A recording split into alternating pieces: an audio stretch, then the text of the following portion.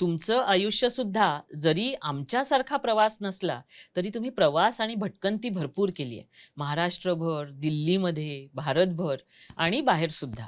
आणि त्याविषयी म्हणजे एक पत्रकारिता करणारा आणि त्याच्यात एक मोठं अढळ स्थान निर्माण केलेलं एक व्यक्ती जी आहे, ती प्रवास कसा करते हे तर आम्ही जाणून घेऊच. पण मला आत्ता तुम्ही पत्रकारितेचं बोललात किंवा पॉझिटिव्ह न्यूजचं बोललात किंवा हे बोललात.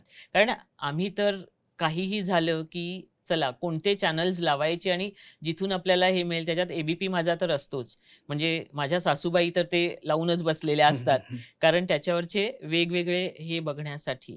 तर आम्हाला कन्फ्यूज व्हायला होतं, की नक्की म्हणजे ते वास्तव सांगतायत बातम्या, की काय त्याच्यात वेगळं आहे? कारण काही-काही वेळा म्हणजे आत्ता मागच्या आठवड्यातली गोष्ट सांगते, की आमचेच इथले बिल्डर्स त्यांची मिसेस आणि मुलगी चायनाला गेली होती कस्टमाइज्ड हॉलिडे करून आणि त्यांचा रात्री 9 वाजता मला मेसेज आला, की "वीणा ह्या दोघीही गेल्यात तिथे आणि हेच म्हणजे वीणावलच्या त्या कस्टमाइज्ड हॉलिडेमधनंच पण मला अशी एक न्यूज आली आहे आणि एका प्रतिथयशाने छापली होती, की चायनाचा एअरपोर्ट हा कंप्लीट सील झालेला आहे येत्या 40 दिवसांसाठी आणि आता तिथून कोणतंही हे जाणार नाही."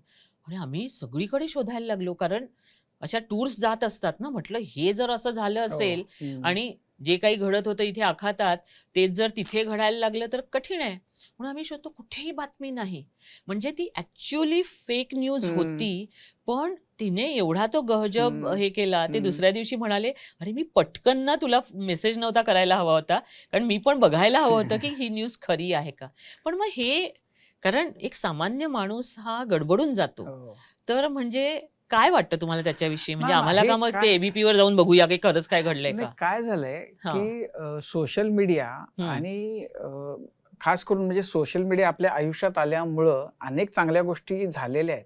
निश्चितपणे. पण काय आहे, की चांगल्याबरोबर म्हणजे समाजामध्ये ज्या विकृती हं. असतात, तर त्या ह्याचाही फायदा घेतात आणि मग त्यांची त्यांची डोकी तशीच चालतात. म्हणजे अशा काही वेबसाईट्स आहेत किंवा असे काही प्लॅटफॉर्म्स आहेत सोशल मीडियावर, तर त्यांच्या जर आपण प्लॅटफॉर्मवर गेलो, हं. तर आपल्याला पुन्हा-पुन्हा एकाच प्रकारच्या बातम्या दिसतात. म्हणजे कोणीतरी प्रसिद्ध नट, हं. कोणीतरी प्रसिद्ध नटी, कोणीतरी प्रॉमिनंट राजकारणी यांचा मृत्यू. हां. हां. आणि मग अचानक मृत्यू, असं कसं झालं आणि अशा टाइपचं ते मोठ्या अक्षरामध्ये तो हां. त्यांचा आणि मग तो शॉट व्हायरल होतो.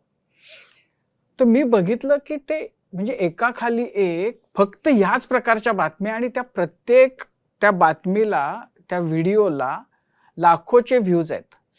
तर बापरे! असं आहे, की आता प्रश्न असा आहे, की यांच्याबद्दल तक्रार करून यांच्याबद्दल म्हणजे आक्षेप घेऊन लोकांनी केलेलंही असेल. हं.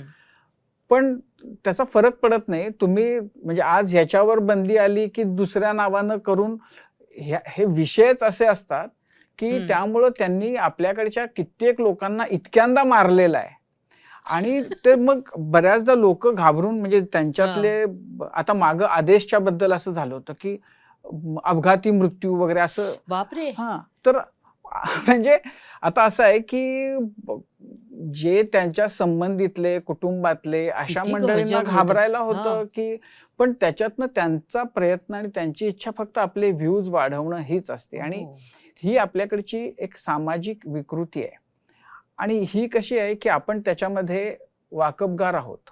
हं, हं. म्हणजे जेव्हा कॉम्प्युटर आले, तेव्हा आपल्याकडं भारतामध्ये पहिली गोष्ट काय झाली, तर कॉम्प्युटरवर कुंडल्या करणं. आमच्याकडं अच्छा. कॉम्प्युटरवरच्या कुंडल्या करून मिळतीलच्या अच्छा. जाहिराती सुरू झाल्या. हां, हां. मेल आले, तर पूर्वी ती संतोषी मातेची पत्र यायची, हां. की तुम्ही हे पत्र 10 एक जणांना पाठवा. पाठवा, तर तुमचं कल्याण होईल, नाहीतर तुमचं वाटोळं होणार. हां. ते मेल आल्यानंतर तसे मेल यायला सुरुवात झाली, की तुम्ही हा मेल 21 जणांना फॉरवर्ड करा, हां. तर तुमच्या आयुष्यात बरं काहीतरी होईल, नाहीतर तुमचं वाटोळं होईल. तर हे असं आहे, की नवीन जेव्हा गोष्टी आपल्या आयुष्यात अशा येतात, तेव्हा त्याचा दुरुपयोग कसा करायचा हे आपल्याला आपल्याकडच्या काही विकृतांना फार चांगलं कळतं. हं. ते त्याचा मग फायदा घेत राहतात आणि काही म्हणजे मुठभर ते काय जे व्ह्यूज मिळतात ते व्ह्यूज आणि त्याच्यातनं मिळणारं उत्पन्न याच्यासाठी समाजामध्ये म्हणजे तेढ निर्माण करणं, आगी लावणं, दोन समाजांना एकमेकांच्या विरोधात उभं करणं, याच्यामध्ये त्यांना कसलीही लाज वाटत नाही आणि हा आपल्याकडचा खूप मोठा प्रश्न झालाय. आणि जे तुम्ही केलंत म्हणजे मला भल्या भल्या लोकांच्या बद्दल नवल वाटतं, की न बघता लोक ते फॉरवर्ड करतात. तर बेसिक जी गोष्ट आहे, की काहीही जेव्हा असं अशा स्वरूपाचं काहीतरी आपल्या मोबाईलवर जेव्हा येतं, तेव्हा आपण त्याची पडताळणी खातरजमा. करून बघितली पाहिजे. परत आपण फॉरवर्ड करताना हे पथ्य सर्वसाधारणपणानं पाळलं जात नाही. आणि मग त्याच्यातून जे नुकसान काही वेळेला फार गंभीर प्रकारची किंमत समाजाला, आपल्याला सगळ्यांना चुकवायला लागते. त्याचं बेसिक कारण, की ही खबरदारी जी तुम्ही घेतली तशी घेतली जात नाही.